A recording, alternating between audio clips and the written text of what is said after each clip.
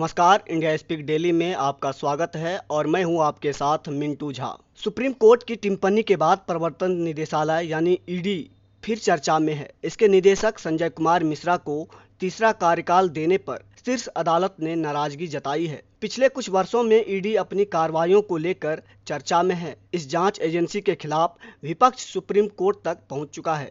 Supreme court ने मंगलवार को कहा कि ईडी डायरेक्टर संजय कुमार मिश्रा का कार्यकाल तीसरी बार बढ़ाने का केंद्र का फैसला गैर कानूनी है। कोर्ट के इस आदेश के बावजूद मिश्रा 31 जुलाई तक पद पर बने रहेंगे।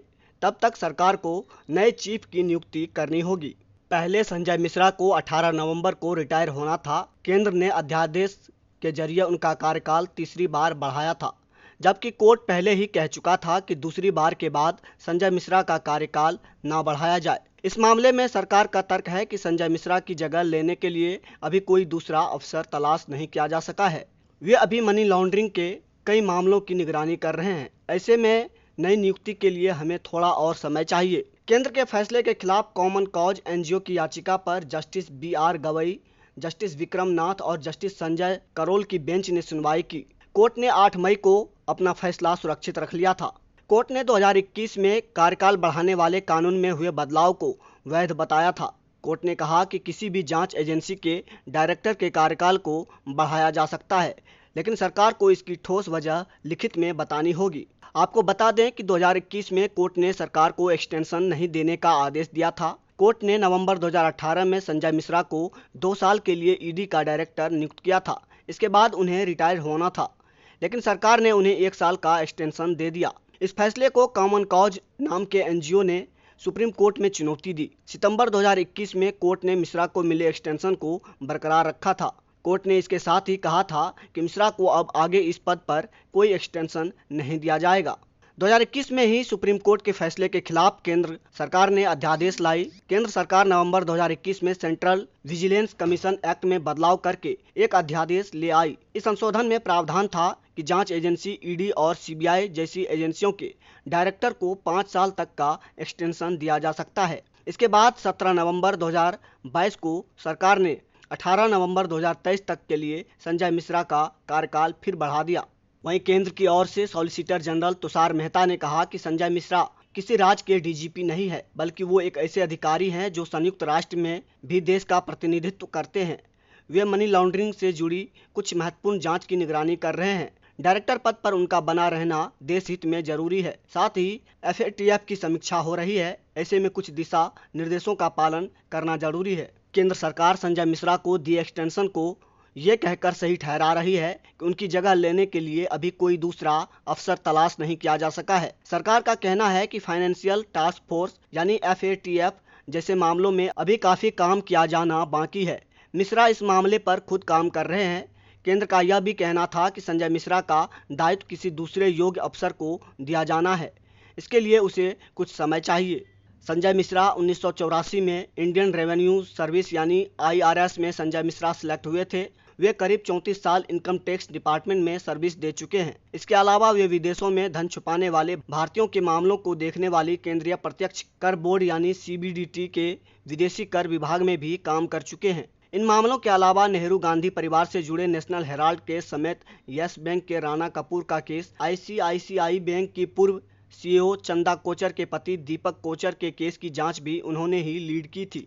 आपको बता दें कि इस निदेशालय का गठन 1 मई 1956 को किया गया था। विदेशी मुद्रा विनियमन अधिनियम FERA 1947 के तहत विनिमय नियंत्रण कानूनों के उल्लंघन से निपटने के लिए आर्थिक मामलों के विभाग में प्रवर्तन इकाई का गठन किया गया था। इसका मुख्यालय दिल्ली में था। कानूनी सेवा के अधिकारी को प्रवर्तन निदेशक के रूप में नियुक्त किया जाता था। इसकी 2 शाखाएं बम्बई और कलकत्ता में थी। साल 1957 में इस इकाई का नाम बदलकर प्रवर्तन निदेशालय कर दिया गया और मद्रास यानी अब चेन्नई में से एक और शाखा खोली गई।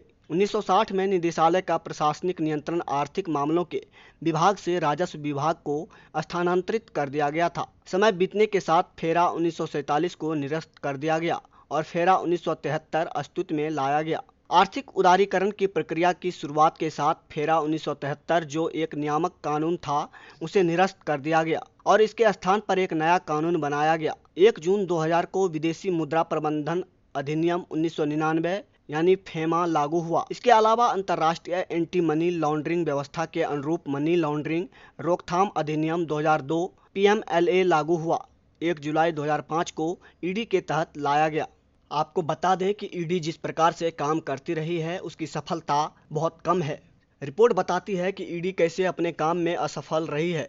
2005 से भारत में आर्थिक अपराधों से निपटने वाली प्रमुख जांच एजेंसियों में से एक प्रवर्तन निदेशालय यानी ईडी ने 5,906 मामले दर्ज किए हैं। उनमें से एजेंसी ने केवल 25 मामलों का निपटान करने में सफल रही, जो कुछ मामलों का मात्र 0.42% है। लेकिन एजेंसी चाहती है कि 96% सजा दर का दावा करते समय केवल इस छोटी संख्या पर ही ध्यान दिया जाए। 25 मामलों में से एजेंसी 24 मामलों में सजा दिलाने में कामयाब रही। लेकिन तथ्य यह है कि अपने अस्तित्व के 17 वर्षों में एजेंसी केवल 25 मामलों का निष्कर्ष निकालने में कामयाब रही है। यह स्पष्ट है और यह बताता है कि राज मशीनरी और न्यायपालिका कैसे काम करती है। केंद्रीय जांच एजेंसी ने अपने द्वारा लागू 3 कानूनों धन शोधन निवारण अधिनियम, विदेशी मुद्रा प्रबंधन अधिनियम और भगोड़े आर्थिक अपराधी अधिनियम के तहत 31 जनवरी तक अपनी कार्रवाई का अद्यतन डेटा प्रकाशित किया। 5,906 मामलों में से एजेंसी केवल 1,142 मामलों में जांच पूरी करने और आरोप पत्र दायर करने में सफल रही। यह संख्या काफी कम है क्योंकि एजेंसी पर अधिकांश अन्य केंद्रीय एजेंसियों की तरह केवल मामले दर्ज करने और उन्हें तार्किक अंत तक आगे नहीं बढ़ाने का आरोप है। स्क्रॉल ने भी ईडी की कार्यप्रणाली की जांच की और पाया कि PMLA में 2019 के संशोधन के बाद से मामलों में भारी वृद्धि हुई है। स्क्रॉल रिपोर्ट में कहा गया है, अप्रैल 2020 और मार्च 2021 के बीच जब भारत ने कोविड-19 महामारी को रोकने के लिए कई महीने लॉकडाउन में बिताए थे, तब PMLA के तहत 1981 मामले दर्ज किए गए थे, जो कानून के अस्तित्व में आने के बाद से सबसे अधिक है। हालांकि मनी लॉन्ड्रिंग मामलों में सजा की दर निराशाजनक बनी हुई है। भारत में लगभग हर प्रमुख विपक्षी दल के नेता मनी लॉन्ड्रिंग के मामलों से जूझ रहे हैं। महत्वपूर्ण बात यह है कि जांच अक्सर तब सामने आई जब ये राजनेता भाजपा के साथ बड़े दांव पर लगे हुए थे। तो इससे स्पष्ट होता है कि ईडी एकमात्र डराने वाली टूलकिट के रूप में उपयोग में आ रही है और विपक्ष के खिलाफ जिसका उपयोग हो रहा है, चाहे वह कांग्रेस का समय था या फिर भाजपा का समय। आपको बता दें कि मोदी सरकार में ये सबसे ताकतवर बनकर उभरा है, खासकर विपक्षी दलों को डराने के लिए, जिसमें ईडी के इस निदेशक की अहम भूमिका रही है, जिसको लगातार गृह मंत्रालय की ओर से एक्सटेंशन पे एक्सटेंशन देता जा रहा था, जिसके बाद दूसरे एक्सटेंशन पर सुप्रीम कोर्ट ने कहा कि अब इसको एक्सटेंशन नहीं दिया जा सकता।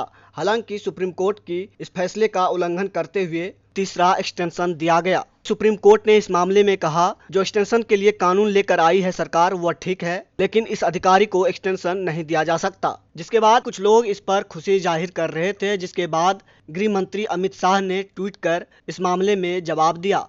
उन्होंने कहा, ईडी मामले पर माननीय सर्वोच्च न्यायालय के फैसले पर खुशी मनाने वाले विभिन्न कारणों से भ्रमित है। CBC अधिनियम में संशोधन जो संसद द्वारा विधिवत पारित किया गया था, जो बरकरार रखा गया है। भ्रष्ट और कानून के गलत पक्ष पर काम करने वालों पर कार्रवाई करने की ईडी की शक्तियां वही रहेगी। ईडी एक ऐसी संस्था है जो किसी एक व्यक्ति से ऊपर उठती है और अपने मुख्य उद्देश्य को प्राप्त करने पर केंद्रित है, यानी मनी लॉन्ड्रिंग के अपराधों और विदेशी मुद्रा कानूनों के उल्लंघन की जांच करना। इस प्रकार ईडी निदेशक कौन है यह महत्वपूर्ण नहीं है, क्योंकि जो कोई भी इस भूमिका को ग्रहण करता है वह विकास विरोधी मानसिकता रखने वाले हकदार राजवंशों के एक आरामदायक क्लब के बड़े पैमाने पर भ्रष्टाचार पर ध्यान देगा। तो अभी के लिए फिलहाल इतना ही। तो इसी तरह की महत्वपूर्ण जानकारी के लिए बने रहिए इंडिया स्पीक डेली के साथ। धन्यवाद।